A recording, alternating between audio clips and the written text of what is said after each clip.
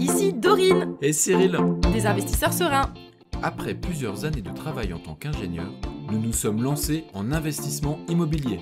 Après 5 années d'acquisition, nous étions devenus libres financièrement.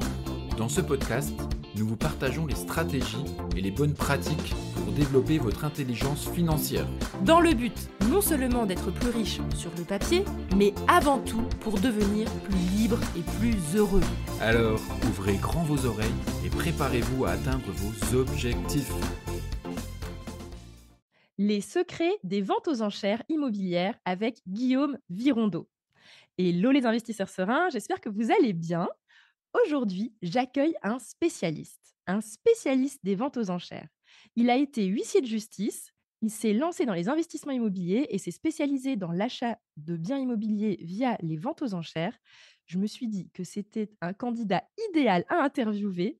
Il va nous dévoiler déjà dans un premier temps tout son parcours et ensuite nous donner toutes ses astuces secrètes on va dire, d'expert en vente aux enchères immobilières. Salut Guillaume, comment ça va? Salut Dorine, super bien, merci. Et toi? Alors, je suis ravie que tu sois parmi nous. En plus, pour moi, les ventes aux enchères, c'est quelque chose qui m'attire et que je n'ai jamais osé parce que je vois ça comme un peu, le milieu des connaisseurs et comme s'il y avait une sorte de barrière à l'entrée, psychologique de rien que d'y aller. Mais je suis persuadée qu'une fois qu'on y est, c'est juste génial. Donc je sais pas, hein, c'est mon a priori sans connaître la question. C'est pour ça que tu vas être là pour nous expliquer. Mais juste avant de démarrer, en fait, je te propose de te présenter et d'expliquer ton parcours parce que les personnes qui nous entendent ne te connaissent, probablement pas. Donc peut-être déjà juste d'expliquer d'où tu viens. On part un petit peu, d'abord un petit peu dans ton histoire Ok, et après on attaquera la partie vente aux enchères. Donc déjà ça d'où marche. tu viens? Comment tu as grandi? Quel était, ton profil, d'investisseur, enfin pas d'investisseur, ton profil d'enfance plutôt et où tu as grandi et comment? Je viens de pas du tout le monde de l'investissement, justement, je suis très loin de ça à la base. Moi, j'ai grandi à côté de Limoges, donc dans le Limousin, la Haute-Vienne, voilà, ruralité au max. Et puis, 2 parents artisans, ma maman dans la porcelaine, voilà, donc Limoges porcelaine, on était dans le thème. Papa artisan dans la ventilation, donc voilà, des parents qui travaillent beaucoup et voilà, il y a une valeur qu'on m'a inculquée, c'est celle du travail. C'est travail, travail, travail. Si tu veux arriver à quelque chose dans la vie, tu travailles. On va rien te donner et puis voilà. Donc je viens de là, j'ai une petite sœur et puis aujourd'hui, j'ai 36 ans, je suis marié, j'ai 2 enfants pour, voilà, recadrer le truc. 4 ans et 6 mois. Donc les ce qui explique les cernes, sous les yeux. Parce Oui, que la petite a allez 6 mois, 4 donc les ans et nuits 6 mois. sont Ah ouais, ouais. ouais, les nuits sont délicates. Mais c'est le jeu. Tu connais ça. Ouais, ouais, ouais, je connais ça, ouais. Donc comment dans déjà tes parents, enfin, est-ce que tu avais un contexte d'investissement? Enfin, c'était quoi la mentalité de tes parents, au sujet de l'investissement immobilier en général? Ils n'y pensaient pas. C'était pas, l'investissement immobilier, on m'en a jamais parlé. Enfin, que ce soit immobilier ou autre, hein, bourse ou autre. Mes parents, c'est vraiment la classe moyenne, des artisans qui bossent beaucoup, qui, pour mon père, arrivent à gagner un moment donné en fin de carrière, relativement bien leur vie parce qu'ils ont une assise avec, des clients et cetera et parce qu'ils travaillent bien et qu'ils travaillent beaucoup surtout et donc ils ont l'assurance vie, ils ont les livrets, voilà, mais c'est tout, quoi et puis on est passé par des périodes, de haut et de bas où, quand j'étais ado, on partait pas en vacances, et voilà. Mais donc rapport à l'investissement immobilier, aucun, pour ainsi dire et le premier vrai contact, ça a été quand, mon père a décidé de s'acheter ses locaux professionnels, donc son atelier et ses bureaux. Il a acheté une vieille longère à 200 mètres de la maison, de chez mes parents, c'était l'occasion et à l'intérieur, on a fait 2 habitations en plus des bureaux et de l'atelier. Donc à ce moment-là, moi, donc c'était en 2009, j'avais 22 ans. J'étais à la fac et donc alors moi, j'étais à la fac de droit, on pourra y revenir après un peu, enfin, comme ça, quoi. J'avais pas de but à la base, précis, c'est parce que ça ouvrait plein de débouchés et bon, ce serait un petit peu long à expliquer, mais voilà, je me suis retrouvé là un petit peu par hasard et au final, c'est ce qui fait toute ma vie et c'est trop bien. C'est qu'on a un destin qui nous conduit des fois à arriver à certaines choses. Parce que la fac, déjà, ça m'a conduit à rencontrer ma femme en première année, donc rien que pour ça, aucun regret et puis, donc fac de droit et donc le contact avec l'investissement IMO, ouais, c'était ça, le premier c'était mon père qui a fait ça, et donc j'ai mis, la main à la pâte pour aider aux travaux avec des artisans, avec la famille, avec mon père, voilà, à côté de la fac, heu, parce que j'avais la particularité d'être inscrit à la fac, mais de n'aller en cours qu'aux cours, obligatoires. J'allais qu'au TD, j'allais pas aux cours magistraux parce que je me suis toujours ennuyé très vite Rester assis toute la journée, j'adore le droit, j'ai adoré apprendre, j'ai adoré faire ces études-là. Par contre, rester assis à la fac toute la journée, moi, ça m'a toujours ennuyé profondément. J'ai fait ça la première année et ensuite, c'était hors de question. Donc j'ai bossé, dans le bâtiment avec mon père, sur le chantier, là, en l'occurrence IMO et puis voilà. Et puis l'avantage, c'est que, des fois, quand tu as les mains dans le cambouis, c'est là que tu t'en sors le mieux. Mon père avait fait une SCI pour l'acheter, ils étaient à l'IR. Ils se sont rendus compte que finalement, il y avait des petits couacs avec le comptable, donc j'ai acheté un bouquin sur les SCI. C'était mon premier bouquin, tu vois? Là-dessus et puis voilà, tu potasses et tu commences à mettre le nez dedans, voilà. OK mais donc tu as arrêté les études ou tu as quand même réussi à avancer dans ton diplôme d'études? Non, tu Ah as non, non, je bossais à côté des études, mais j'ai eu toutes mes années du premier coup, simplement j'allais OK, pas en cours, en fait, parce que les cours à OK, la fac, tu sais, c'est la fac, quoi, donc c'est OK. pas obligatoire. Ouais, ouais. Tu es là, t'es pas là, ils font pas l'appel, à part les TD là, les travaux dirigés et puis être présent, aux examens blancs et aux examens. Donc moi, c'était ça, je potassais, je bloquais certains créneaux de la semaine ou les matins tôt ou les soirs tard, pour potasser un peu et puis voilà, sur des bouquins et j'ai récupéré les cours parce que ma femme, elle, allait en cours. Ah bah, parfait, donc c'est elle qui te les donnait? C'est ça. Jusqu'au master 1, on a fait le même cursus. Après master 2, on a switché un peu parce que moi, j'allais vers le métier d'huissier, elle vers le métier de notaire. Donc voilà. Mais sinon, jusqu'à la 4e année, j'avais les cours, qui m'étaient rapportés à la maison tranquillement. Et donc tu as pu, entre guillemets, «participer», indirectement aux travaux de ton père, dans, sa SCI à l'IR, donc avec les 2 appartements à côté de son local commercial et là, tu as pu voir la mise en location des biens Ouais. et que ça se passait plutôt bien? Ça s'est bien passé pour lui ou il a eu des soucis? C'était quoi ton impression?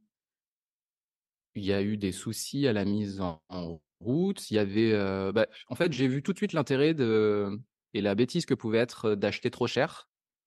Il fallait vraiment négocier à l'entrée parce qu'en l'occurrence, il y avait même 2 terrains attenants. Enfin, c'était un grand terrain, on a divisé en parcelles et cetera et revendu. Mais finalement, mes parents ont perdu de l'argent sur, l'opération revente des terrains parce que le tout avait été payé trop cher. Donc ça déjà, c'était le premier warning de dire: «Attention, le prix d'achat, c'est vraiment une notion importante» et après, j'ai suivi le chantier puis j'y ai contribué donc là-dessus, maîtrise des coûts à tous les niveaux et après non, mise en place de la loc, ça s'est bien passé au niveau des 2 locations, il y a pas eu de soucis, donc ça pour le coup, j'ai trouvé ça plutôt bien.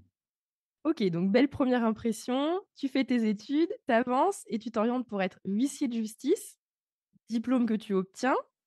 En 2014, c'est ça. Donc là, pour l'instant, tu as pas encore investi à titre personnel, tu es, Non. entre guillemets «juste», c'est déjà pas mal, diplômé de huissier de Ouais, justice. mais en fait, c'est marrant parce que tu vois, c'est difficile de me rappeler précisément depuis quand, mais ce qui est sûr, c'est que l'immobilier, moi, ça a toujours été dans mon plan et d'ailleurs l'argent, l'investissement, j'ai acheté mes premières actions en bourse, j'avais 18 ans parce qu'avant d'attaquer la fac de droit, j'ai fait une année sabbatique où j'ai travaillé à temps plein, pour mon père, après mon bac et du coup, j'avais de l'argent en vivant chez mes parents, ce qui fait que, voilà, j'ai commencé à le placer en bourse et à lire des magazines, Capital et compagnie, puis à m'intéresser un petit peu à ce que faisaient les gens qui ont de l'argent et donc j'avais quand même très vite compris que l'investissement immobilier, c'était quelque chose à un moment donné, si tu voulais gagner de l'argent ou passer un certain seuil de patrimoine, il fallait, en passer par là, quoi, que c'était intéressant et donc ça a toujours été dans mon état d'esprit, en fait, à long terme de me dire: «Je vais à un moment donné passer par la case investissement immo». Le premier step, ça a été de voir comment ça se passait, pour mon père, au niveau de la SCI. Puis du coup, j'avais quelque part dans la SCI aussi, donc c'est indirectement, enfin même directement, tu es lié à ça. Puis après, je me souviens que, une fois, j'avais choqué tout le monde, quand j'étais à l'école de procédure, après la fac, parce que quand tu veux être huissier, il y a 2 ans en fait d'école, de préparation en fait à l'examen et du coup, je leur avais dit, «Non mais moi je bosse comme un malade, mais je sais pourquoi, parce que je veux avoir une grosse étude, gagner très bien ma vie, avoir une grosse capacité d'emprunt pour acheter plein de biens immobiliers, avoir une belle vitrine pour la banque et qu'elle me prête un max et prendre ma retraite à 50 ans. Moi, mon truc, c'était ça. C'était prendre ma Ah retraite, ouais 10-12 ans, avant l'âge légal.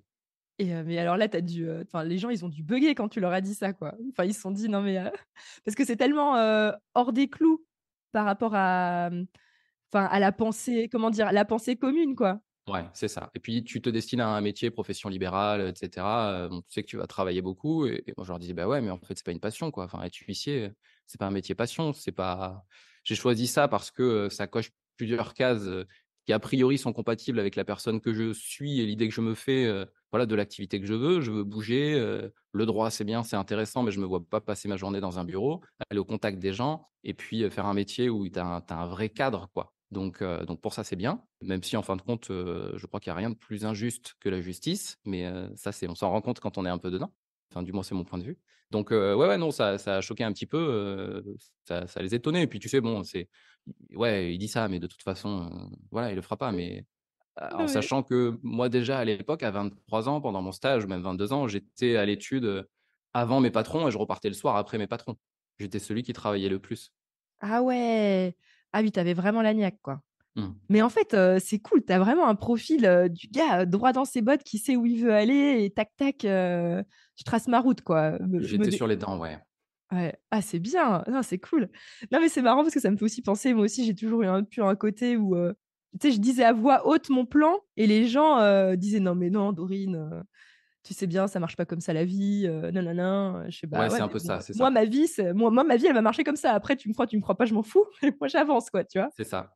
C'est Non, exactement mais ça. c'est cool et c'est vrai qu'au départ, les gens, ils veulent te dissuader comme si, tu vois, le groupe, la société veut te faire rentrer dans sa case et puis toi, tu dis: «Non, mais moi, je sais où je vais et j'avance» et tu as tracé, quoi, donc trop bien, trop, trop bien. Donc tu te retrouves diplômé de justice, diplômé de huissier de justice, tu démarres dans ton étude donc alors explique-moi vite fait comment ça marche quand on est huissier de justice?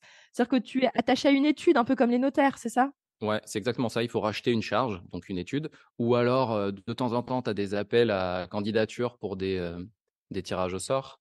C'est ce qu'on appelle les notaires ou les huissiers Macron. Tu as une place, quelque part qui est créée, en fait, un office créé où tu peux candidater. Mais sinon, le grand principe, c'est qu'il faut racheter une charge ou t'associer sur, une étude déjà existante pour pouvoir exercer et être huissier de justice. Enfin, maintenant, c'est plus huissier de justice, c'est commissaire de justice, en fait, depuis Ah, le ça a 1er changé de juillet nom? de ouais, depuis le 1er juillet 2022, donc tu vois, ça fait un peu plus d'un an. Ah, donc maintenant quand je dis huissier de justice, je suis has-been, quoi? Non, mais il y en a qui continuent à s'appeler comme ça, hein. Même si tu vas sur LinkedIn, tu en trouves plein encore des Donc commissaire de justice maintenant on dit? et en fait, ce nom, il est lié à quoi? C'est tout simplement qu'ils ont fusionné, les professions de commissaire-priseur et d'huissier de justice et donc ils ont fait un mix des 2 noms et ils ont appelé ça commissaire de justice.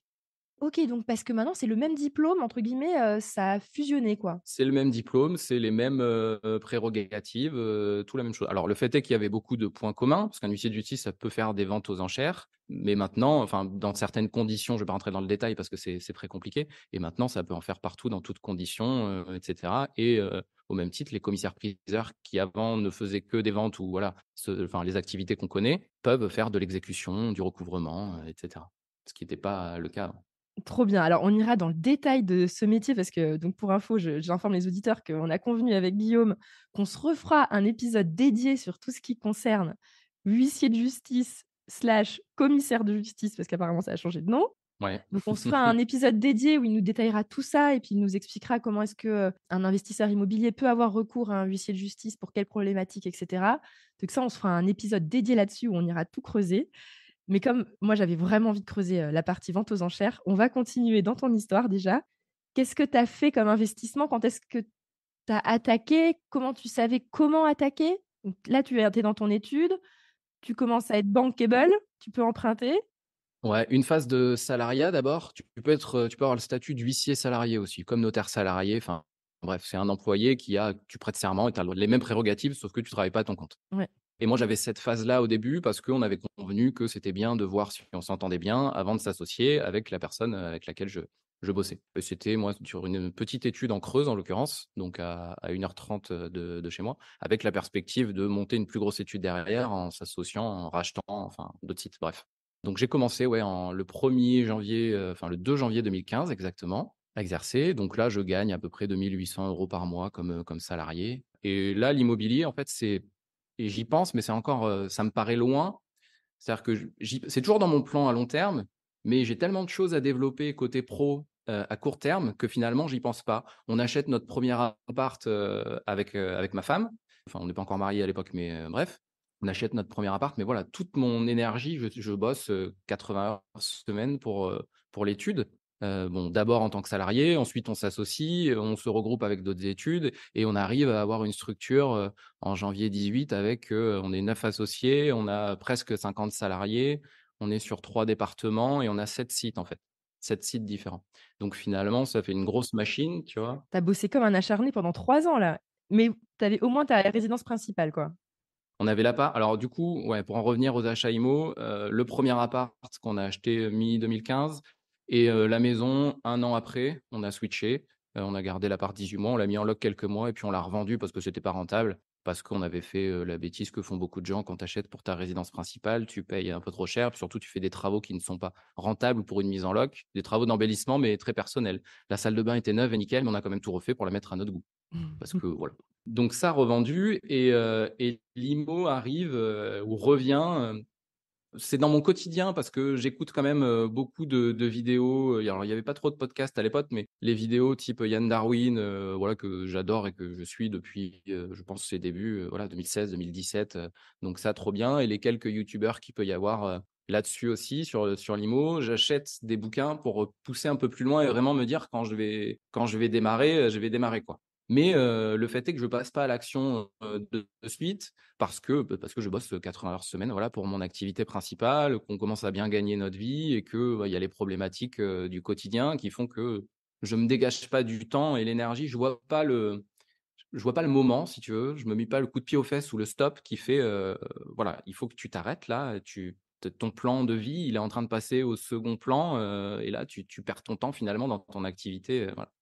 Et en fait, ce qui a fait que, bah, ça a switché et que l'immobilier est revenu carrément au premier plan, c'est, quand ma femme est tombée enceinte en janvier 2019. Alors on avait déjà pris la décision quelques mois avant, bien sûr, de dire: «On va faire un enfant». On s'est dit voilà, on s'était dit: «À 30 ans, on fait le point, carrière et on voit où on en est». Ma femme avait son diplôme de notaire, elle bossait comme notaire salarié, mais elle savait qu'elle voulait pas acheter de charge, elle avait fait le tour de la question. Moi, j'étais associé, bon, gagnais 1 bien ma vie et 2 j'étais dans la grosse structure, donc on se dit, bon, a priori, voilà, si toi tu t'installes, de toute façon, la vie de couple, on en a déjà pas des masses parce qu'on se voit pas beaucoup avec des enfants, voilà. Donc, on a dit: «OK, projet bébé» et puis ma femme décide de changer, d'en profiter, de s'occuper, du petit bout qui va naître quand il va arriver et puis voilà. Et du coup, je commence à parler à mes associés du fait que, j'allais peut-être aménager un petit peu mon temps et parce on était tous associés à parts égales, mais le temps consacré était pas nécessairement égal pour tous. On était, 3 trentenaires, le reste c'était des quinquas. Bon, ils étaient un petit peu arrivés, si tu veux, au bout, quoi. Les jeunes travaillent pour nous et alors ils bossaient, hein, attention, mais c'était pas voilà, pas la même chose, pas le même rythme, on va dire. Et donc tu dis: «Bon, je vais lever le pied, donc ce serait peut-être bien, que j'ai quelqu'un là pour me seconder», parce que moi je gérais tout le département de la Creuse avec, quelques salariés, mais un poste, en plus aurait été bien. Puis bon, petite discorde avec les associés là-dessus, puis sur d'autres points et puis voilà, des visions différentes. Donc tu dis: «Bon, ça commence à coincer». Bon, OK. Et puis janvier 19, ma femme m'annonce qu'elle est enceinte. Et là, en fait, je sais pas comment, c'est vraiment une énorme claque dans ma tête, intérieurement. Je me dis: «Mais attends». Donc là, tu avais un plan à long terme. Ton fils, il arrive dans, 8 mois concrètement. Quel exemple tu vas lui donner? Déjà, tu seras pas là, tu le verras pas. Si tu changes pas ton rythme actuel, bah, tu le verras pas de la semaine et tu le verras quelques heures le week-end, parce que moi, je bossais samedi matin. Dimanche matin, j'étais à la maison, mais à taper mes constats, enfin voilà, pour pas prendre trop de retard et cetera. Je dis: «Mais enfin, quel temps tu vas lui consacrer, au petit bonhomme?» Aucun. Et puis au-delà de ça, je me reconnaissais plus trop dans cette activité. Bon, on en parlera du coup la prochaine fois, je vais pas m'étendre là-dessus, mais voilà, ça coinçait un peu à ce niveau-là. Avec mes associés, ça commençait à bien coincer aussi avec, certains d'entre eux.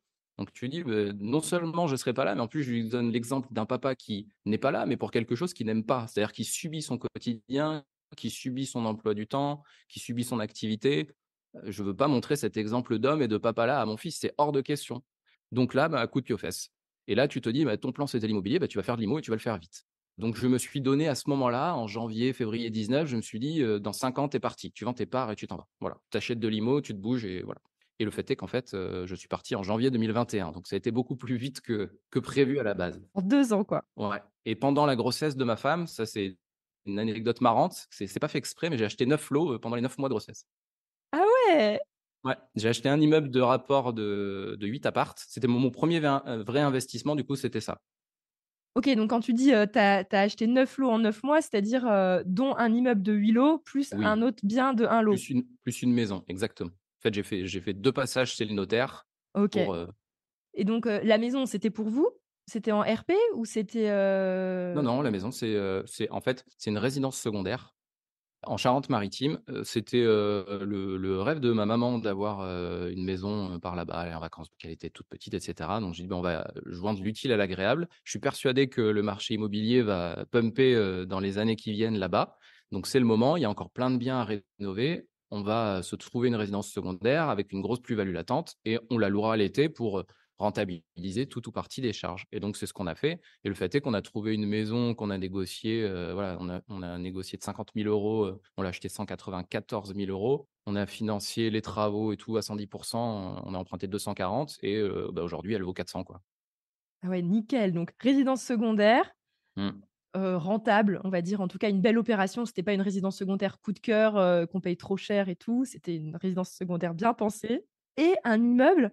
Alors comment t'en Ouais. es venu à acheter un immeuble? C'était ton ambition, ta Mmh. réflexion qui t'avait poussé à ça? Parce que je sais qu'il y a beaucoup de gens qui ont peur d'acheter un immeuble et qui se disent: «Oh non». Toi tu t'es dit: «Il faut que je tape fort tout de suite»? C'est exactement ça. Je suis en retard, en fait. Je suis en retard sur mon plan et finalement, j'ai envie de rattraper tout ce retard pour avoir déjà coché quelques cases quand mon fils va être là, quoi. Me dire, il est là et en plus, il y a un côté qu'on voit pas trop dans l'immobilier ou qu'on n'entend pas souvent, c'est que, le besoin de mettre à l'abri ma famille, je l'ai trouvé aussi dans l'immobilier parce que je me disais que plus gros était mon patrimoine immobilier et notamment via l'emprunt, et plus j'étais couvert en cas de problème, moi, de santé. C'est-à-dire si demain je décède, qu'est-ce qui va rester en fait, en termes financiers? Parce que j'avais l'étude ou quoi, mais on sait qu'une vente de parts, quand il y a les associés et tout, ça prend, des plombes, alors qu'un patrimoine immobilier, il y a l'assurance qui couvre ton emprunt.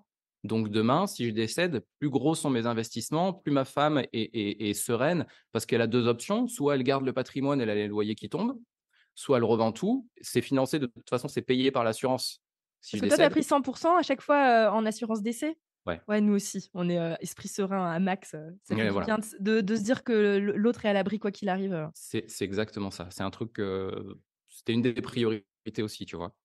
OK, Donc il y avait ça dans l'idée d'aller sur un gros truc, ouais, OK, en partie, puis de rattraper le retard. donc l'immeuble, donc on en était à, début 2019, c'est ça? Ouais. L'immeuble de 8 lots plus la résidence secondaire et Mmh. ensuite tu as renchaîné encore après la naissance de ton fils, mais ça a dû c'est alors excuse-moi, j'ai dit un fils parce que tu as dit bonhomme, mais C'est ça, c'est un fils. c'était Ouais, ouais. ça? Ensuite là, tu as continué, enfin, parce que ça devait être dur, enfin, parce que je le sais, je l'ai vécu, hein, les immeubles en plein, bébé, c'est exactement ce qu'on a fait. Nous aussi, on s'est réveillés quand on a eu notre premier enfant et tu as réussi à enchaîner, tu t'es dit: «Go, go, go, là, j'avance, il est petit, j'y vais, quoi». Alors oui, en fait, donc l'immeuble, je l'ai signé le 21 août 2019 exactement. Le 22, on signait la maison d'Oléron, donc les travaux, tous les travaux, à gérer sur début 2020. C'était le bonheur en plus de gérer des travaux, un chantier sur, alors sur les 8 apparts, en fait, il y avait 2 bureaux, donc en plus, il y avait 2 transformations en appart. Gérer tout le chantier, pendant le covid, moi, le covid est arrivé, c'était en plein chantier partout. Donc j'ai perdu 6 mois, 5-6 mois sur le chantier, avec ça. Mais bon, bonne expérience aussi, hein. Et puis, ce qui est, formateur, on va dire, avec le fait d'aller vite, sur un gros truc, c'est que, bah, tes bêtises, elles sont plus grosses ou ta perte de temps, elle est plus grosse, tu vois? Bah, ouais, ouais, ouais. J'avais pris moi un maître d'œuvre pour me suivre le chantier parce que j'avais toujours mon activité huissier à côté. Donc j'avais pas prévu de faire les travaux moi-même, hein, rien du tout à la base. J'en ai quand même fait une partie à la fin pour gagner du temps, mais voilà. Donc j'avais pris un maître d'œuvre qui m'a coûté 12 000 € au passage. Alors au final, au bout de 2 mois, je me suis rendu compte qu'il fallait quand même que j'aille checker moi-même le chantier parce que ça avançait pas comme je voulais, parce qu'il y avait, bah, des conneries tout simplement et qu'il n'était pas suffisamment, nerveux et qu'il avait fait signer, et il avait la gestion aussi de m'amener les artisans, parce que j'avais pas un gros réseau artisan quand j'ai commencé. Et puis il y en a deux trois qui l'avaient signé et puis qui, en fin de compte, étaient des copains, mais qui bossaient pas super bien. Ouais, ouais, ouais. Donc je me suis retrouvé à aller pousser au cul des artisans, sur le chantier, voilà. Donc en fait, ce que je faisais, c'est que j'étais à 6 heures, 6h30 sur le chantier le matin avant d'attaquer ma journée, 1 ou 2 jours par semaine en fonction de l'avancement du chantier. Et puis, le samedi matin, c'était notre sortie avec ma femme pendant la grossesse, tu vois? On allait tous les samedis matins checker le chantier, hors confinement, bien sûr, enfin, c'était avant le confinement tout ça. Et puis, quand le confinement est arrivé à l'arrêt, ça s'est fini les travaux entre les 2 confinements pour ça. Et j'ai renchaîné, sur un immeuble de rapport que j'ai acheté en novembre 2020 pour répondre à ta question, parce que j'ai beaucoup digressé. Ouais, ouais, non, mais vas-y, c'est pas grave. Un immeuble, de rapport de 3 apparts et un local commercial. Ouais. 2020, c'était ça et ensuite, je suis parti, de l'étude. Donc j'ai eu mon départ à gérer, décision prise entre les 2 confinements covid, mai 2020 en me disant, «Là, j'ai des revenus quand même conséquents sur l'IMO et puis de toute façon, j'en ai trop marre, je n'en peux plus tout simplement». Parce que les crises, c'est révélateur un peu des facteurs humains, tu vois? Des différentes personnalités et là, il y avait trop d'incompatibilité pour que je reste. Et donc j'ai continué après 2021 et c'est là que j'ai commencé à envoyer sur les enchères immobilières, en fait. À partir du moment où j'ai eu vendu mes parts, qu'évidemment je les connaissais avant, les ventes aux enchères judiciaires, mais tu as une interdiction quand tu es huissier ou commissaire de justice maintenant, c'est celle de pas te positionner sur les biens où tu as géré les dossiers. Alors tu peux quand même aller sur les autres, mais moi en fait, j'ai étendu au plus large, donc je vais me positionner sur aucune vente. Comme ça, il y avait pas de risque qu'on dise, il a échangé avec, tel ou tel, confrère ou autre pour avoir des infos ou des machins. Donc OK, donc là, ce que je comprends bien, c'est que tu as fait, de l'investissement de façon classique avec ta résidence secondaire, ton premier immeuble de 8 lots et ton deuxième immeuble de 3 lots et le local commercial. Donc là, tu étais en ouais, mode classique, levée d'argent en nom propre, j'imagine? Tu as fait, en nom propre mon ou? immeuble en nom propre, tout seul, le reste en SCI. OK, donc tu as commencé comme ça Ouais, et ça, c'était de façon classique, comme, probablement la majorité des gens qui nous écoutent. c'est ça. Et une fois que tu as lâché tes parts de l'étude et que tu as officiellement pris ton envol, j'imagine que tu as récupéré du cash? C'est ça, c'était Bah, ça? j'avais quand même un emprunt, hein, mais oui, oui, j'ai récupéré des liquidités, ouais, de vendre mes parts. Voilà, tu as récupéré des liquidités et là tu te dis: «Maintenant j'y vais, je suis plus trop bankable». Tu étais encore Bah, bankable à tes yeux ou c'était la limite? disons qu'il y a la limite il y a la barrière psychologique de se dire: «Je le suis plus vraiment», mais en même temps, ta dernière fiche d'impôt, c'est celle de l'année d'avant. Donc tu avais encore un peu de temps. Voilà, tu t'es dit: «J'ai encore 12 mois, pour, que ça passe, sur un C'est un malentendu, peu quoi». ça. Mais après, c'est toujours la limite de se dire, le banquier, c'est aussi mon partenaire, donc tu dois être honnête. Oui, Et oui, puis, oui. voilà. J'avais aussi un financement sur l'achat de mes parts, donc quand j'ai vendu mes parts, j'ai appelé le banquier pour lui dire: «Voilà, je vends». Ouais, il savait, mais en même temps, il y a quand même, le dernier bilan et cetera. Enfin, il y a une, moi, je sais que nous aussi, Cyril, il était à son compte et on a profité, quand même au maximum du dernier bilan et on savait qu'une fois que le bilan ou la son chiffre d'affaires avait chuté, ça allait devenir plus compliqué donc ouais, ouais, Après, si tes revenus, c'est ceux de l'immobilier, voilà, c'est plus les mêmes règles du jeu. ouais, ça change et donc tu t'es retrouvé avec un peu de cash. Tu étais encore, bankable, mais tu savais que ça allait toucher, à sa fin, rapidement. C'est Tu avais ça. plus non plus 100 ans, pour traîner, quoi. Et tu t'es dit: «Bah, go, j'attaque les ventes aux enchères comme maintenant je suis officiellement plus huissier de justice». Donc ça veut dire que tu as carrément rendu ton badge? Enfin, je sais pas s'il y a une sorte de badge? Non, tu as pas de badge. En fait, tout se passe, c'est hyper encadré, donc finalement, la cession de mes parts, elle a été décidée en mai 2020, c'est là que je l'ai annoncé. On a fait, une AG, pour la voter et l'acter entre nous au mois d'août de 2020 mais toutes les cessions ou les achats, les installations, il faut que ce soit agréé par le ministère de la Justice. C'est le ministre de la Justice, le garde des Sceaux, qui rend un arrêté, qui est publié au Journal officiel et c'est à compter de la publication au Journal officiel que c'est effectif, en fait. Donc, moi, c'est pour ça que mon départ effectif, il a pris finalement 7 mois après ma prise de décision et que c'est officiellement le 12 janvier, 2021 que j'étais plus en fonction. Donc finalement, mon diplôme est toujours valable, je me réinstalle quand je veux, mais, alors avec certaines réserves, on en parlera la prochaine fois, qui sont liées à la fusion, commissaire de justice, parce que l'État fait plus ou moins ce qu'il veut avec les statuts des officiers ministériels. C'est voilà, c'était une Tu sécurité.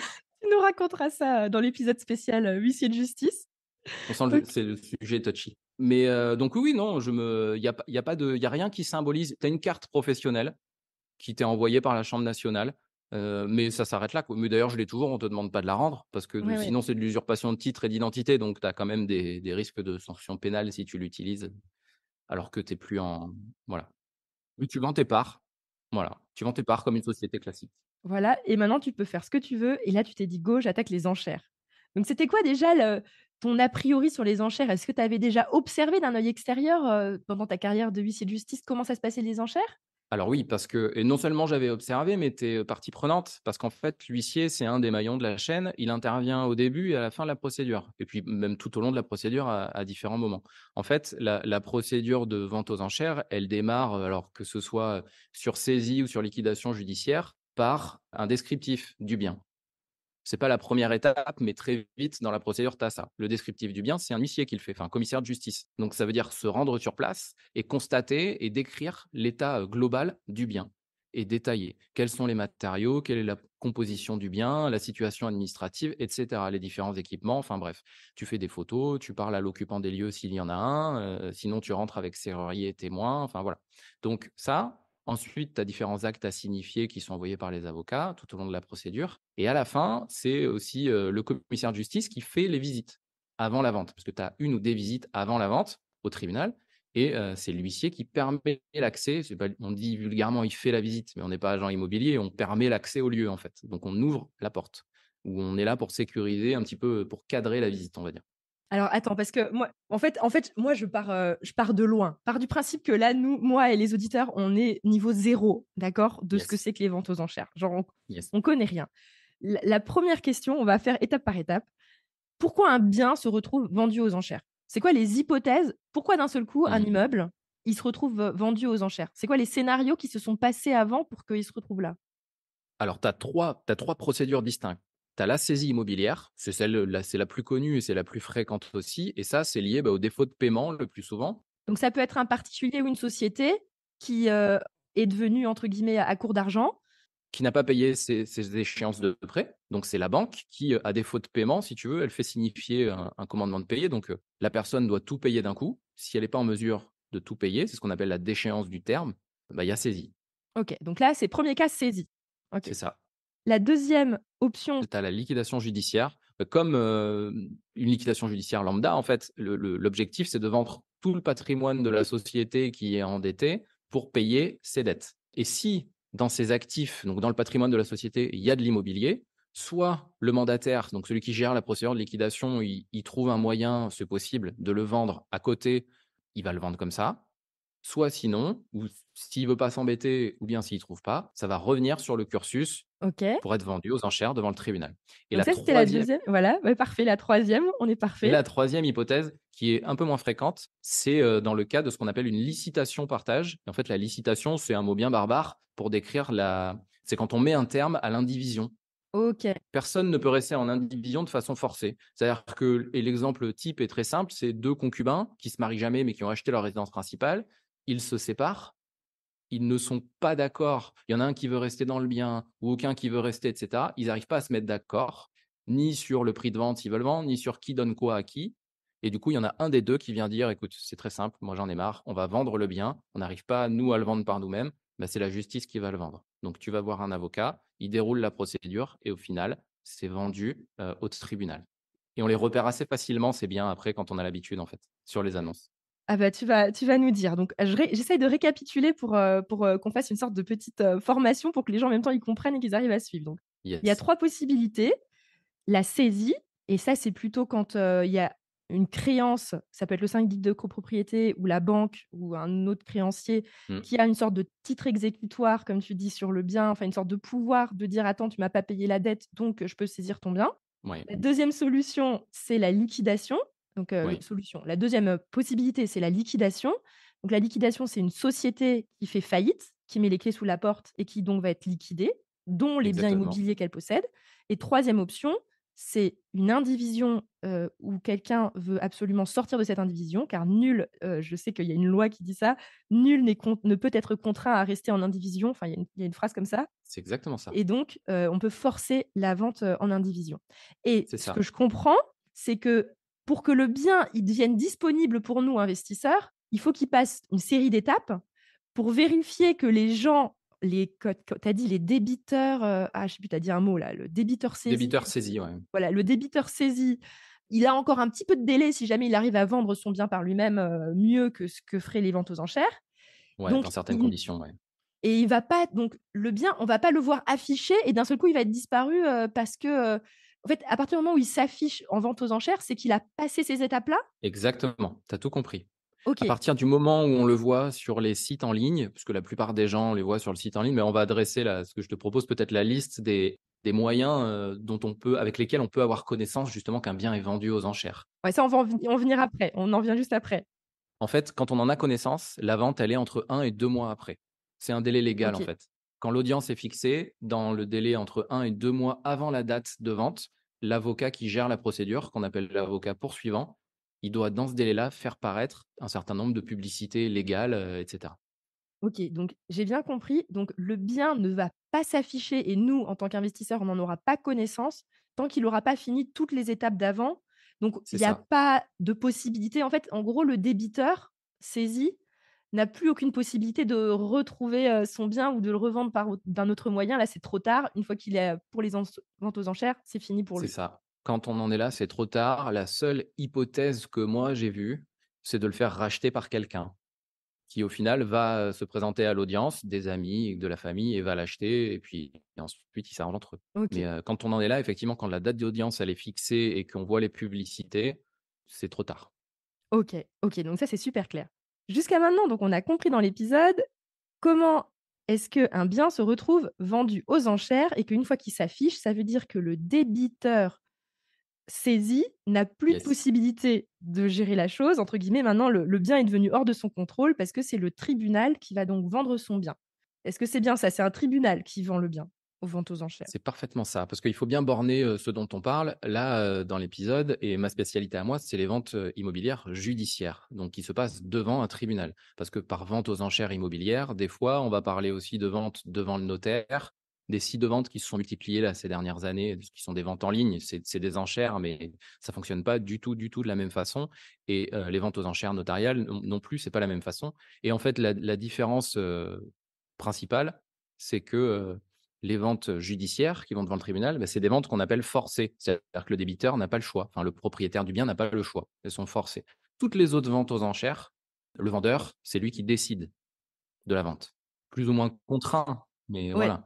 En gros, on va dire que la vraie vente aux enchères, c'est celle au tribunal, parce que pour le coup, la personne est vraiment forcée et j'appelle ça une vraie vente Voilà. aux enchères et les autres, c'est plutôt des mises en scène commerciales. Je sais pas si c'est un bon terme, mais en tout Bah, disons que voilà et c'est résumé, c'est bien résumé. D'un côté, tu as des ventes où, l'intérêt principal, il est pour celui qui vend et de l'autre, il est pour celui qui achète. Enfin, souvent, c'est possible. En tout cas, il est pas l'intérêt du vendeur, c'est pas d'aller aux enchères devant le tribunal, ça, c'est sûr.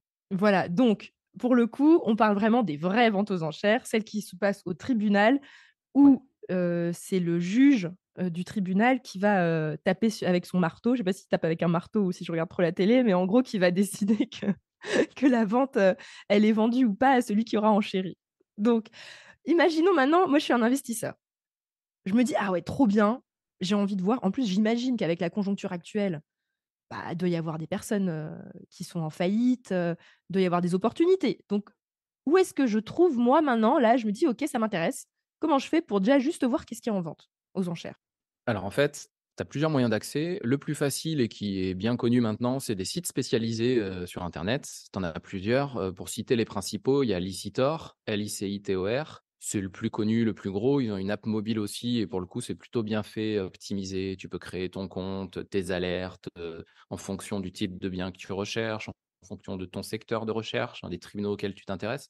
Donc tu peux vraiment pousser l'optimisation, de façon très efficace pour pas perdre de temps non plus. Parce que moi, ce que j'ai pour habitude de dire, c'est que les enchères, c'est un bon moyen pour aller trouver des biens rentables ou faire des allers-retours ou des opérations d'achat-revente. Mais par contre, se focaliser uniquement et se limiter aux enchères, c'est vraiment se restreindre. C'est-à-dire que c'est une corde de plus à l'arc de l'investisseur immobilier, mais il ne faut pas se limiter à se dire que je fais que ça, parce que les entrées sont limitées. OK. Donc tu as Licitor, tu as enchères-public au pluriel, il y a Vench aussi, vench.fr qui ont un peu plus de matière et d'annonces et il y a le site pour finir, À vos ventes. C'est important, c'est le site du Conseil national des barreaux et dessus on peut télécharger même des documents relatifs aux biens. Mais alors ce qui m'intéresse, c'est que donc tu as cité 4 sites où je peux voir les offres, Ouais. mais ce que je me pose comme question, c'est un bien, il y a bien un site officiel? Non, c'est ça, c'est là en C'est-à-dire fait. qu'un bien peut être affiché sur Licitor, mais ne pas être affiché sur Vench ou ne pas être affiché sur enchères, publiques? Alors en fait, l'hypothèse, ouais, disons que c'est bien résumé, mais là où il y en a le plus, c'est sur Vench.fr parce que le site a été créé par un conglomérat de journaux d'annonces légales et donc en fait, ils reprennent les annonces, papier et ils les publient sur le site. Alors que, les autres, c'est, majoritairement les avocats en fait qui font les démarches pour les faire publier sur leur site. C'est-à-dire que c'est pour ça qu'il y a pas 100 des ventes. D'abord, il y a pas de site officiel, ça n'existe pas. Il y a pas Mais un c'est dingue site. ça, non? Enfin, ça me Le site paraît, le plus officiel, bah, oui et non, parce qu'un site, ça a un coût et en fait, c'est pas prévu par la loi. C'est-à-dire que tout ça, on est sur une procédure légale. Dans le code des procédures civiles d'exécution, tu as toute une procédure qui s'appelle la vente aux enchères immobilières. OK. Et donc, toutes les étapes sont décrites. En fait, les publicités légales, donc c'est les informations légales à mettre en place pour les tiers, pour les gens qui s'intéressent aux ventes aux enchères. Il y a un article qui le dit. Et en fait, c'est quoi? C'est un affichage auprès du tribunal. Tu as un tableau d'affichage dans tous les tribunaux de France. Il y a une affiche papier dans le tribunal avec les infos principales sur la vente. Donc, c'est-à-dire la date de vente, le bien qui est vendu avec son adresse précise, quel type de bien c'est, un appartement, une maison, un immeuble. Souvent, tu as le nombre de pièces aussi. Tu as donc les dates et heures de la vente, la salle d'audience en fonction, et tu as la mise à prix, un élément important évidemment. Des fois, les conditions de vente, c'est-à-dire est-ce que les enchères vont monter de 1000 en 1000 ou de 2000 en 2000, et tu as les coordonnées de l'avocat poursuivant, celui qui gère la procédure et auprès duquel tu peux t'adresser pour avoir plus d'informations, notamment sur le bien. Pour comprendre, l'avocat, il est de quel côté lui? Il est du côté du débiteur, saisi ou il est du côté du tribunal? Enfin, parce que c'est en fait, il y a bien quelqu'un qui a enfin, je veux dire, je sais pas, je me mets à la place de quelqu'un qui a quelque chose qui est vendu aux enchères parce que je suis un Ouais. débiteur saisi. Bah, j'ai quand même envie que la France soit au courant qu'il y a un bien qui va être vendu aux enchères, sinon, il y aura personne pour l'acheter, quoi. Je sais pas si tu étais débiteur saisi, si tu aurais envie que la France sache que ton bien est saisi et Ouais, mais je veux que qu'il y tu ait des vois? gens qui veuillent Non, mais l'acheter, quoi, pour que ça monte un peu aux enchères. beh, on est bien d'accord et alors, en fait, pour reprendre ton truc, donc tu as la justice, le tribunal, c'est on va dire, c'est le cadre. C'est là qu'a lieu la vente. C'est un lieu ni plus ni moins et tu as, la partie qui gère la procédure et à la demande de laquelle elle est faite. La personne qui gère tout le truc, c'est le créancier par l'intermédiaire d'un avocat. Il faut que ce soit un avocat qui le fasse. Donc c'est celui qu'on appelle l'avocat poursuivant, c'est lui qui poursuit la procédure. Et donc OK. finalement, c'est lui qui fait toutes les démarches de la procédure. Et à côté de ça, enfin, ou en face, tu vas avoir le débiteur, donc le propriétaire du bien. Il peut prendre un avocat pour le représenter, mais cet avocat-là, il a aucun lien direct avec la procédure. Il intervient d'aucune façon. Lui, son rôle, c'est uniquement d'aller au tribunal, à l'audience dont on parlait tout à l'heure, pour contester, éventuellement s'il y a des choses à contester ou contester quelques actes à certains niveaux de procédure. Mais il n'est pas là pour, si tu veux, gérer la procédure de vente en tant que telle. Il n'a pas son mot à dire là-dessus. C'est logique que l'avocat du créancier, lui, a intérêt quand même que la Eh, chose enfin, le bien se vende le plus cher possible pour récupérer le plus d'argent possible pour son créancier. Exactement. C'est dans l'intérêt de tous, mais effectivement, en premier lieu, celui du créancier, parce que lui, s'il fait la procédure, c'est pour récupérer ses billes. OK et donc cet avocat, créancier, il a intérêt à ce que ça se sache, que le bien va être On est vendu? bien d'accord. Parce que, alors pour terminer ma liste, donc il y a ce fameux tableau d'affichage au tribunal. Il y a Voilà. des annonces légales dans des journaux. Alors on dit spécialisés, c'est les journaux d'annonces légales. Tu en as qu'on ne connaît pas et tu en as Sud-Ouest, par exemple, en est un. Je ne sais pas chez toi, mais dans les hebdomadaires ou les quotidiens locaux, il y a des annonces légales. Tu les vois passer, les créations de sociétés, etc. C'est ça une annonce légale. Donc en fait, euh, quasi tout le monde est déjà peut tomber par hasard sur une annonce, voilà. Mais la difficulté, c'est que c'est chronophage et si tu n'achètes pas le journal tous les jours, tu peux passer à côté des biens. Tu as aussi une affiche sur place au format A3, donc en limite de propriété, si c'est un terrain ou une maison, dans le hall de l'immeuble, si c'est un des lots d'un immeuble, qui t'informe de la vente, du lot vendu, etc. Et puis, tu as les fameux sites, mais effectivement, ils ne peuvent pas reprendre 100% des biens qui sont mis à la vente, tout simplement parce que c'est l'avocat qui gère la procédure pour 90% des annonces qui paraissent dessus, qui doit faire la démarche d'y aller. Donc tu l'as dit justement, normalement l'avocat, enfin c'est pas normalement, l'intérêt de l'avocat lui-même et de ses clients, c'est qu'il y ait le plus de visibilité possible, pour qu'il y ait le plus de monte possible, et donc a priori les enchères montent le plus possible. Pour autant, il y a encore des avocats qui prennent pas la peine de faire ces démarches-là. D'abord parce que ça demande un peu plus de frais à avancer à son client, donc, il y a des banques qui sont un petit peu moins voilà. Aussi parce que tu as des avocats qui veulent pas s'embêter. Ils considèrent que là où ils sont, il y a suffisamment de visibilité et que le bien va se vendre de toute façon, donc ça n'a pas de sens. Et puis, il y en a tout simplement qui n'ont pas l'habitude parce que, il y a des hypothèses où c'est des voilà, des partages d'indivision. Les avocats sont moins habitués à faire ce genre de procédure, parce que les avocats des banques, ils en font régulièrement. Ils ont de la matière qui vient tout le temps. Tu as des avocats qui ont moins l'habitude, ils connaissent pas tous les process nécessairement ou alors ils ont moins envie de s'embêter, voilà, de la même façon. Et donc, c'est là qu'il y a un truc à faire, tu vois? S'il y a une info, un type à donner à ce moment-là, c'est que le seul moyen vraiment de ne manquer aucune vente localement quand on s'intéresse sérieusement aux enchères, c'est d'aller au tribunal, une fois par mois, pour consulter le fameux tableau d'affichage. Parce que suivre les sites, c'est très bien, mais il y a pas 100% des annonces. Et en région parisienne, par exemple, il y a plein de biens qui ne sont pas sur les annonces. sur les sites spécialisés.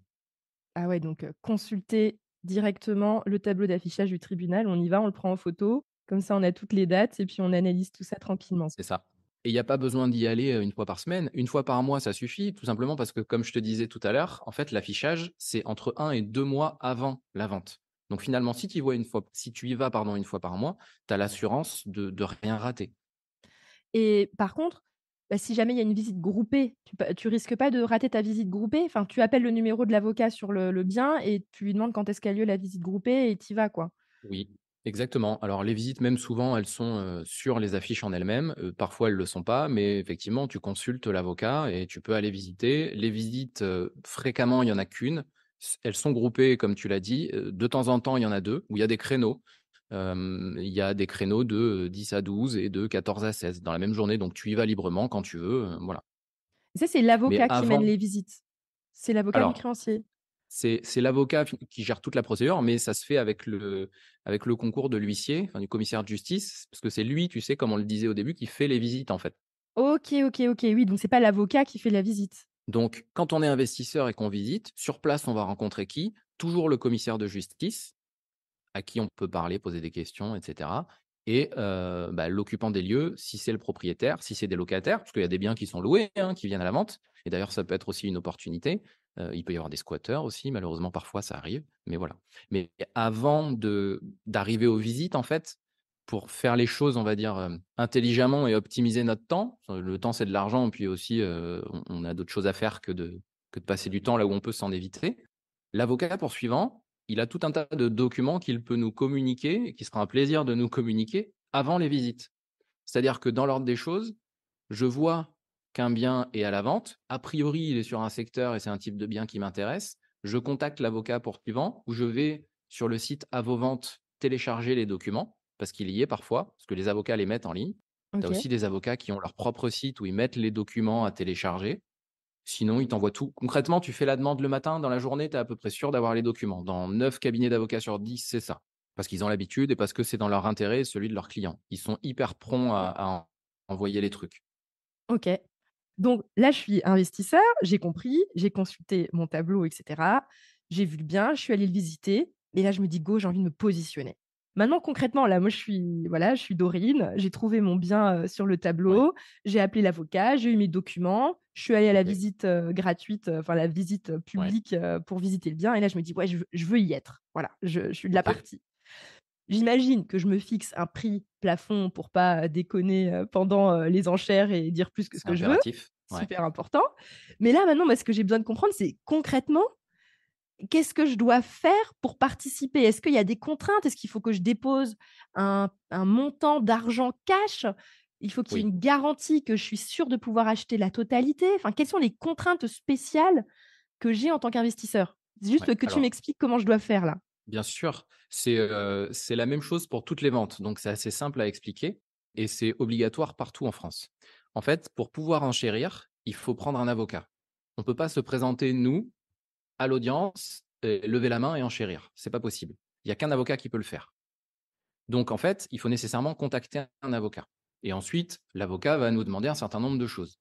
Dans les choses que l'avocat va nous demander pour pouvoir enchérir pour nous, pour que lui-même il ait le droit d'enchérir, il y a, là encore, c'est simple et rapide et il y a 3 choses.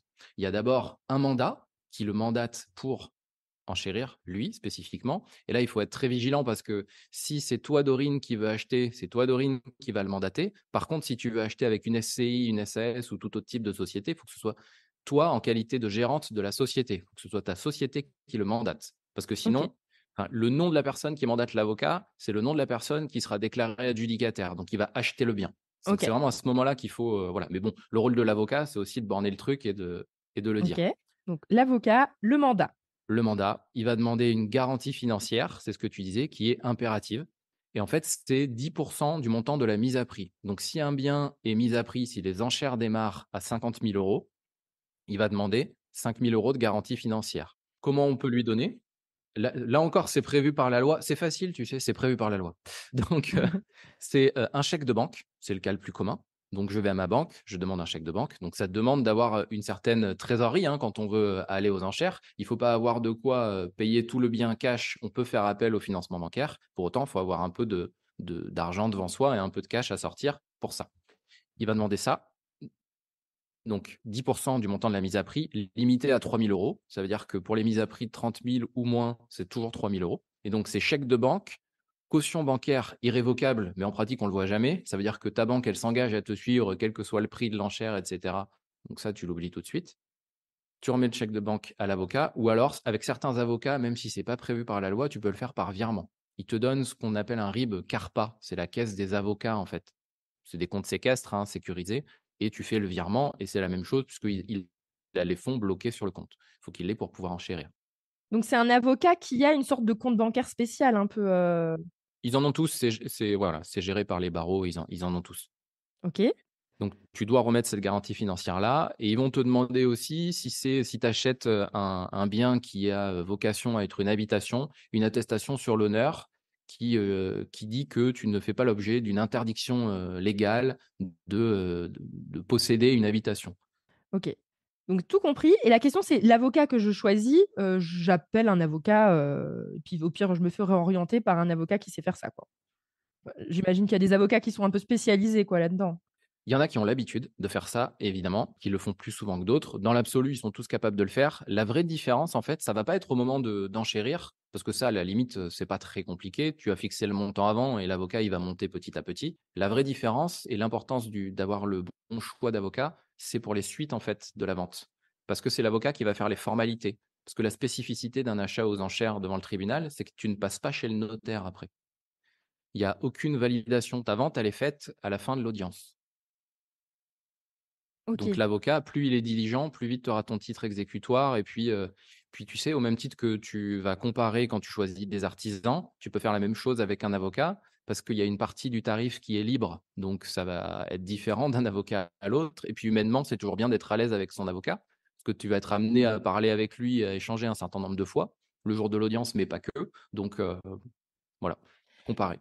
Mais alors question, ça veut dire que moi je suis pas dans la salle, le jour de l'audience? C'est Tu peux l'avocat y qui si, va à ma si. place? Ah, je peux quand même y être en Bien sûr, spectatrice? tu peux être à côté de exactement, en spectatrice, et puis tu peux même, tu vas mandater ton avocat pour un montant, je sais pas, jusqu'à hauteur de 100 000, alors en tenant compte des frais à côté, parce qu'il y a pas mal de frais à côté quand même qui doivent entrer, dans tes simulations, hein, faut bien en tenir compte. Mais, si, pour, 2 000 ou 3 000 €, tu te rends compte que tu peux avoir le bien alors que, tu t'étais fixé 100 000, tu peux dire à l'avocat, on continue, on continue, on continue, tu vois? C'est pas non plus il y a pas d'un côté les avocats et toi qui es puni au fond de la salle d'audience, dans ton coin. Donc tu peux être assis à côté de ton avocat et tu lui dis, «Non mais finalement, tu montes pas plus que ça» ou Exactement et au même titre, effectivement, dans ce sens-là, que tu peux t'arrêter avant la limite que tu avais convenue dans le mandat. OK, donc j'ai tout compris. La seule chose que je me pose, c'est: «Mais si je fais pas la vente au final, que je l'ai pas, faut quand même que je le paye l'avocat pour être venu et avoir enchéri pour rien pour moi». Et pas toujours. C'est aussi pour ça que c'est bien de comparer et de bien choisir ton avocat. Tu as des villes, à Bordeaux par exemple, où il y a un consensus entre tous les avocats ou quasiment tous les avocats qui font que tu peux enchérir gratuitement. Les avocats ne font pas payer, ne prennent pas d'honoraires pour aller enchérir. Parce qu'ils estiment qu'il y a suffisamment de ventes sur le marché qui viennent et que le jour où où c'est eux qui remportent les enchères, ils se payent là-dessus. Et à côté de ça, dans d'autres tribunaux, effectivement, la plupart des avocats demandent, des honoraires, mais pas tous. Et typiquement, le profil, le trentenaire, début de carrière, bah, c'est ceux qui sont le plus aptes à enchérir gratuitement par rapport aux quinquas qui sont, voilà, parce que c'est un peu 2 mondes différents, 2 points de vue différents, on va dire, Ouais, ouais, ouais, en fonction sur de le métier, l'avocat. tu vois? OK. Satisfaction client et cetera. Et les honoraires, ils sont libres donc d'une ville à l'autre et d'un cabinet d'avocat à l'autre, ça peut aller du simple au double au triple. Et ça se discute directement avec l'avocat, si jamais, la vente se fait ou elle se fait pas, voici les honoraires, qui seront, Ça appliqués, quoi. ça se discute avant, ouais, c'est ça. L'avocat va le dire de toute façon, bah, OK, mais pour enchérir, c'est un honoraire de temps parce que ça, tu vas le payer avant de toute façon. Ce qu'on appelle une provision. OK, donc c'est très clair et donc je peux multiplier, les ventes aux enchères? Parce que moi, je voyais ça comme ça. Moi, je sais pas si tu me trompes, hein, j'ai peut-être des a priori, hein. C'est des constructions de l'esprit que je me suis faites sur les ventes aux enchères. Mais en fait, je me suis dit: «Bah, le bon, joueur, de vente aux enchères», je sais pas si c'est le bon mot, mais le bon enchérisseur, c'est qu'il participe à plusieurs jusqu'à ce qu'il y ait un bien où il y a pas de concurrence et là, il est tout seul et c'est trop bien. Enfin, parce que Dans la même journée, tu veux dire? pas forcément dans la même journée, mais sur, 3 mois, je me dis: «Bon, ou les dans les 6 mois là, j'achète un bien et je me positionne aussi sur les ventes aux enchères. À chaque fois que je trouve qu'il y a un bien qui est rentable, bah, je veux être de la partie». Mais par contre, je vais être exigeante en termes de prix parce que je veux vraiment une belle renta et en fait, bah, si vous êtes 3 en même temps à avoir pris cette décision, bah, il faut avoir un peu le temps que chacun soit servi et une fois que tout le monde s'est servi, il y a un peu moins de concurrence, je sais pas comment ça marche? Alors, tu as cerné la chose importante aux enchères, c'est que toi, tu vas fixer ton prix, mais tu as des concurrents à côté. Et donc, nécessairement, ça rentre en ligne de compte. Donc, il faut toujours essayer de faire les choses de façon la plus intelligente possible et se dire, il y a moi et les autres. Donc, ça veut dire parfois, en fonction du secteur qui t'intéresse, changer de type de bien. Te dire que sur ton secteur, les immeubles de rapport, ce ne sera pas pour toi parce qu'ils partent toujours soit trop cher pour toi, et c'est toujours plus ou moins les mêmes personnes qui les achètent, des marchands de biens ou autres, et parce qu'eux vont le diviser alors que toi tu veux l'acheter pour l'exploiter, donc c'est pas les mêmes, problématiques de rendement et cetera. Donc tu changes de bien. Aller sur des secteurs où il y a un peu moins de visibilité aussi, première, deuxième couronne et puis des milieux un peu plus, ruraux, c'est la possibilité de diminuer la concurrence et puis tu as aussi le fait d'aller sur des biens, qui sont occupés par un locataire, par le propriétaire. Parce que le marché des enchères, tu sais, c'est un peu comme le marché traditionnel. Plus tu as de problèmes à résoudre, moins tu as de monde susceptible, d'être prêt à les résoudre. Donc, tu réduis la concurrence. Et par contre, ça ne veut pas dire, pour répondre à ta question, c'est pas parce que 10 fois tu vas aller tenter d'acheter un T2, sur ta ville, qu'à la 10e fois tu l'auras parce que les autres auront acheté avant. C'est pas nécessairement une bonne façon de faire et de voir les choses. Ouais, en gros, faut être flexible un peu et s'adapter au fur et à mesure, enfin être un peu, comment dire, habile, et s'adapter, quoi. Exactement, s'adapter. En fait, il y a une vérité de marché, locale aux enchères. Tu as le marché immobilier, voilà, et tu as le marché des enchères, qui fait que localement, sur certains types de biens, ce sera jamais rentable d'y aller parce que tu as trop de monde intéressé et parce que, bah, c'est trop facile, en fait, et du coup, quand c'est trop facile, ça se paye. Ouais, ouais et j'ai des petits souvenirs d'expérience parce qu'en vrai, mon père a fait des achats aux enchères, mais il habitait en Allemagne, donc c'était pas Ah pareil et super, OK. j'ai des souvenirs. J'ai déjà été dans une salle d'enchères et en fait, à l'époque, il investissait et ils étaient 3-4 gros investisseurs dans la ville et avant de rentrer dans la salle, les investisseurs se mettaient déjà d'accord sur qui est-ce qui aurait le bien. Enfin, dans le sens où pour pas qu'on se fasse concurrence bêtement alors qu'en fait, Je vois. je sais pas si en tout cas moi j'ai ce souvenir-là qu'il y avait voilà, on se mettait juste d'accord: «Attends, tu vas sur celui-là, tu vas pas, machin», parce qu'il y avait 3-4 gros investisseurs qui étaient sur ce marché-là et qui ils faisaient toutes les ventes aux enchères.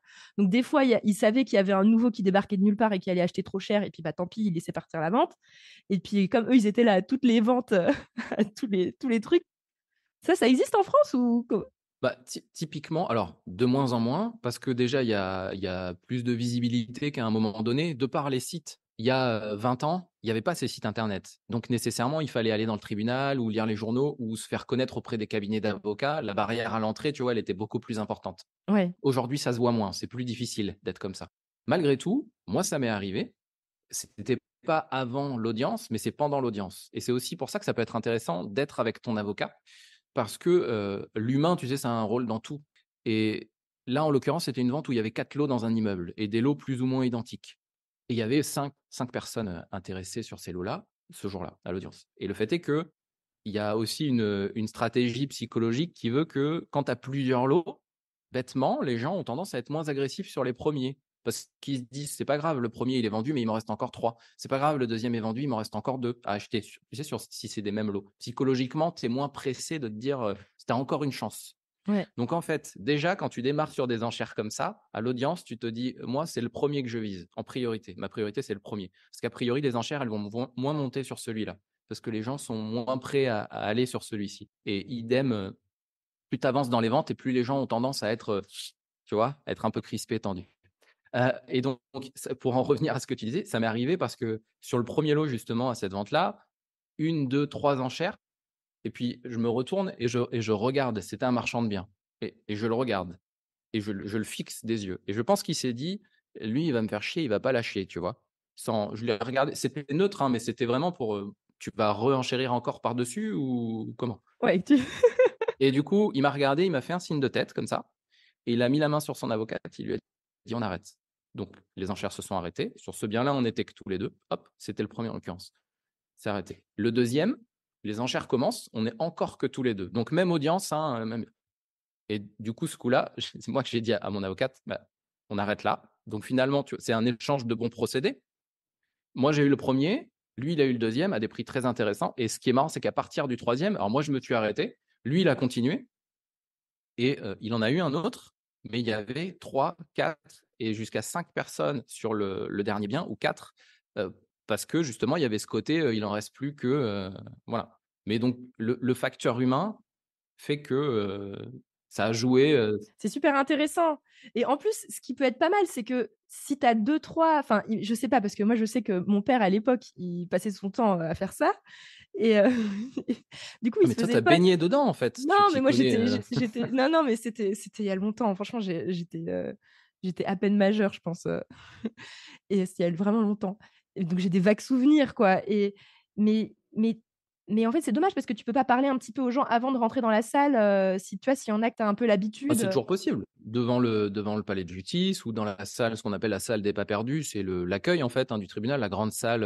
avant les salles d'audience. Tu peux tout à fait parler, mais encore faut-il, connaître les gens, savoir donc ça veut dire que tu viens régulièrement et que tu sais qui est qui et que tu sais, qui va s'intéresser à quel type de bien. Donc c'est toujours possible, mais dans la limite que tu donnais tout à l'heure à dire, bah, s'il y a que nous, ça va, mais s'il y en a un autre, bon, qu'on connaît de nulle part, bah, être autant tirer. voilà. OK. Non, bah, super intéressant. Ah non, mais là, franchement, moi, c'est bon. Je vais m'abonner, aux Républicains lorrains, je sais pas, parce que alors oui, pour préciser à tout le monde, moi, j'habite en Alsace-Moselle. C'est un pays, au sein de la France. Enfin, je sais pas, les lois sont pas pareilles, que dans partout, en tout cas à ce sujet-là. Exactement. Il y a pas de vente au tribunal, ouais. Ouais, voilà, c'est une exception. Donc, en vrai, moi, je ne sur Licitor, il n'y a rien en Moselle. C'est, déprimant. Il y a en Meurthe-et-Moselle, c'est bon, mais pas en Moselle parce que justement, on est dans un département spécial. Donc, il faut que je me débrouille et que j'aille au tribunal et que j'aille comprendre, Alors, je crois que justement, ça passe pas au tribunal, par là-bas. ah, C'est une procédure vraiment différente. Je crois que ça passe par les notaires. OK. Mais c'est une terre spéciale pour te dire quand tu passes le diplôme d'huissier, enfin et maintenant commissaire de justice, ceux qui veulent exercer là-bas, ils ont un complément de diplôme à passer pour avoir le droit de s'installer là-bas. Parce que justement, il y a une partie des lois qui sont spécifiques et des procédures. Ouais, parce que je sais qu'il reste des lois allemandes qui traînent, en Alsace-Moselle, de l'époque où c'était, en Allemagne. Ouais, il y a quelques reliquats apparemment, ouais. Je Ouais, m'y suis jamais vraiment penché moi, mais manifestement, c'est ça, ouais. ouais, bon, donc voilà, pour ceux qui habitent en Alsace-Moselle, je sais pas, un jour, je ferai peut-être un épisode dédié si j'ai fait mes petites recherches et que je sais comment on fait des enchères, là-bas. Mais OK. Mais je pense qu'on est pas trop mal, non? On a fait un beau tour. Je pense qu'en tout cas, vous avez les outils, les auditeurs, pour vous lancer et vous dire: «Bah, attends, je vais peut-être regarder quand même ce qui se fait et si j'ai envie de me lancer» et de toute façon, moi, ce que je pense, c'est que c'est un peu comme dans tout, faut démarrer et on apprend un peu sur le tas et en ayant fait 1-2, ventes aux enchères avec un avocat, et qu'on a peut-être raté, on commence à comprendre le truc et on avance, quoi. Et c'est pas Ouais, une t'as ça. monostratégie comme tu disais, c'est-à-dire se faire uniquement en se disant: «Je trouverai mon bien aux ventes aux enchères et nulle part ailleurs», c'est pas un bon plan. C'est une stratégie complémentaire, avec une connaissance du marché local, via aussi les annonces, C'est ça. Bah, soit tu te dis, «Je vais acheter dans 3 mois» et à ce moment-là, alors oui, tu vas trouver aux enchères, mais ça veut dire qu'il faut regarder un grand nombre, pardon, de départements et de tribunaux. Soit tu te donnes le temps et tu surveilles, les secteurs qui t'intéressent en étant, bah, prêt à bondir. et d'ailleurs, en fait, le truc qui manque là dans l'épisode, c'est que tu nous as pas dit au final qu'est-ce que tu as pu acheter, aux enchères? Parce que donc les premiers immeubles que tu as achetés, ils étaient, façon classique Ouais. et donc quand tu t'as démarré, tu en as acheté combien en tout des lots aux enchères, Alors pour l'instant, alors moi j'ai rien acheté en 2023. Pour l'instant, j'en ai acheté 3 moi directement aux enchères et après avec les limites que je t'ai données tout à l'heure, j'ai accompagné, des membres de ma famille, amis, copains, voilà. J'ai commencé comme ça à accompagner et à aider. Donc, l'appart dont je t'ai parlé tout à l'heure, 2 apparts, alors que des secteurs, petites villes ou, secteur rural. OK et ça, tu les as gardés et tu les as mis en location? C'était ça ta stratégie ou tu voulais les revendre? Alors, mis en location en partie et revendu pour partie et bah, je peux te donner un exemple concret avec des chiffres si tu veux? Ouais, vas-y. Ouais, OK. Donc, un petit appart, c'était un studio, 17 m², Ouais. donc en ville. Il était mis à prix 12 000 € que j'ai eu aux enchères à 15 000. Passé partout avec les frais, ça m'a coûté 21 500. Je dis «je», mais, pour le coup, c'était un achat commun avec un pote. On fait ça à 2 en général. C'est l'occasion de se mettre un peu de tu vois, de trucs. OK. Et donc 21 500 et pour le coup, celui-ci, alors il était loué à 300 € je crois par mois de mémoire à un majeur protégé. On l'a gardé 6 mois et on l'a revendu 6 mois plus tard parce qu'on l'a revendu 37 000. Donc en fait, on a fait 70 de plus-value. Ah C'est ouais! 15 000 €, donc c'est pas une somme énorme et ça permet de tu vois, typiquement, je parle de celui-là parce que l'intérêt, c'est aussi de montrer que c'est pas que pour les grosses bourses. Tu as, un petit budget, tu veux te lancer dans l'investissement et sur un truc que tu connais pas, tu te dis: «C'est particulier» ou quoi, ben voilà, 20 000 €, enfin 21 500 € précisément, j'avais l'appart, aux enchères et qui en plus était déjà loué et que j'ai revendu sans travaux et que j'ai fait 15 000 €, dessus. OK, OK. Et en fait, il y a un point que j'ai oublié de poser comme question, c'est que tu as mis tes 10 de cash avec ton chèque de banque, mais tu as encore le droit de te débrouiller pour trouver un prêt bancaire. Mais est-ce que, comme la vente est conclue, c'est comme si tu avais pas de clause suspensive et tu es obligé de te débrouiller pour acheter le bien, quoi? Tu peux plus revenir en arrière. On est d'accord? Alors tu l'as bien dit, il y a pas de conditions suspensives et tu peux pas te dédire. Ça veut dire que, il faut que tu trouves l'argent, par un biais ou par un autre et en plus tu as un délai pour payer. La plupart du temps, c'est 2 mois. C'est 2 mois sauf, pour les liquidations judiciaires où c'est 3 mois, mais il faut retenir le délai de 2 mois. OK. Après les ventes, en fait, tu as un délai pour finir avec là, c'est avec ça, c'est important quand même de le préciser. Tu as un délai pendant 10 jours où, n'importe qui peut former ce qui s'appelle une surenchère. La surenchère, c'est la possibilité pour n'importe qui de dire: «Mais moi, finalement, ce bien-là, je suis pas allé enchérir la première fois, il m'intéresse et donc je veux qu'il y ait une nouvelle vente aux enchères». Et donc ça s'appelle une surenchère parce qu'en fait, on c'est une surenchère du dixième. La personne vient dire alors il faut prendre un avocat, ça se fait pas comme ça. Tu prends un avocat qui va dire au tribunal, déposer un document qui dit: «Mon client, il est prêt à mettre 10 de plus que l'adjudication de la première fois». Donc si un bien s'est vendu 50 000 € à la première audience, il sera remis en vente à 55 000 €. Ce sera le début des enchères. Ça veut dire qu'il va y avoir une seconde enchère qui va être Ouais organisée alors? et toi qui as acheté la première fois, eh ben, tu recommences à zéro. Ah ouais, donc en fait, tu attends les 10 jours avec impatience, qu'ils soient terminés, quoi. Et là, tu vois, typiquement, moi, pour le petit appart, où qu'on avait payé 3 fois rien, tu te dis: «Bon, à mon avis, on va se biller une surenchère». Ben le fait est que non. Parce qu'il y a des périodes, typiquement la période estivale, tu vois, où tu as moins de monde qui regarde, où tu as des secteurs où tu as moins de monde aussi. Mais les secteurs les plus regardés, les plus belles affaires, souvent, il y a une surenchère. OK, donc tu as la surenchère et ensuite tu te débrouilles, c'est comme si tu avais pas de clause suspensive, il faut que tu te débrouilles pour trouver l'argent, quoi. Et au bout de 10 jours exactement et si tu es en retard, c'est pas grave. Au pire, tu vas payer quelques intérêts de retard, vraiment au pire. Sinon, si vraiment tu as pas ton financement parce que tu t'es mal débrouillé ou autre et ben, il y aura une nouvelle vente aux enchères. Le créancier va dire: «Moi, j'ai toujours pas les fonds», voilà et s'il y a une différence entre le prix d'achat et le prix de revente, enfin le prix d'achat que toi tu as fait et le prix de la nouvelle vente, si c'est inférieur, c'est toi qui devras payer la différence et en plus tu dois payer les frais de la seconde vente. Parce qu'ils sont de ta faute. Ouais, donc tu as pas intérêt à te louper quand même, quoi. Il faut se préparer, ça se prépare vraiment en amont et si tu as pas les liquidités, que tu fais appel au financement bancaire, ça s'anticipe vraiment, ouais, ça se prépare. OK, OK. Bon, bah, moi j'annonce, Alsace-Moselle, moi j'arrive. Je sais pas s'il y en a d'autres. Mais ça, c'est vraiment un truc que j'ai envie de creuser et je me dis: «Il doit y avoir des choses qui se passent», et je suis même pas au courant, quoi. C'est fort possible, ouais. C'est fort beau, c'est très fort probable. Non, mais en tout cas, c'est top. Franchement, je pense que là, tu nous as fait une, mini formation de vente aux enchères, sur le podcast. C'est juste génial.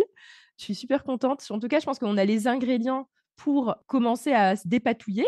Mais après, s'il y a des personnes qui veulent aller plus loin avec toi, parce que je sais que tu accompagnes aussi des personnes en vente aux enchères. Je sais pas si tu fais des formations ou des contenus encore plus poussés sur le sujet. Toutes les personnes qui ont envie de te suivre, où est-ce qu'elles peuvent te retrouver là, suite au podcast, pour s'intéresser encore plus en détail à tout ça? Ouais, beh, écoute avec plaisir effectivement, j'ai une chaîne YouTube, qui s'appelle, Enchères immobilières, secrets pour réussir et s'enrichir. C'est le nom de mon livre aussi que j'ai écrit. Vous tapez mon nom sur Google, vous allez trouver tout ça et puis sinon j'ai mon blog, gv-formation avec un s.fr. Blog, newsletter, gratuite évidemment et puis voilà, puis évidemment si vous voulez aller plus loin et que je vous aide à trouver des biens rentables et à comprendre votre marché, l'accompagnement individuel, il dure 3 mois et où on va chercher, bah, votre premier achat aux enchères. Trop, trop bien. Bah, écoute, je vais mettre tous les liens dans la description. Tu me les enverras, comme ça je les mettrai dans la description Avec plaisir. et je pense que c'est un super épisode et on va se revoir pour qu'on fasse un épisode dédié sur les huissiers de justice qui désormais s'appellent commissaires de justice. Moi, je m'y suis pas encore faite, à ce changement de nom là, il me faut quelques mois pour, l'intégrer. Mais un épisode dédié donc sur les commissaires de justice pour que tu nous apprennes un petit peu comment est-ce que ça fonctionne pour nous les investisseurs immobiliers, comment est-ce qu'on collabore avec un commissaire de justice. Avec grand plaisir. Bah, merci beaucoup Guillaume et puis, on se retrouve, sur un prochain épisode avec grand, grand, grand plaisir et merci beaucoup d'avoir partagé tout ce savoir. Vraiment, c'était, de l'or en barre. Merci à toi, Dorine, avec grand plaisir. Merci, au revoir.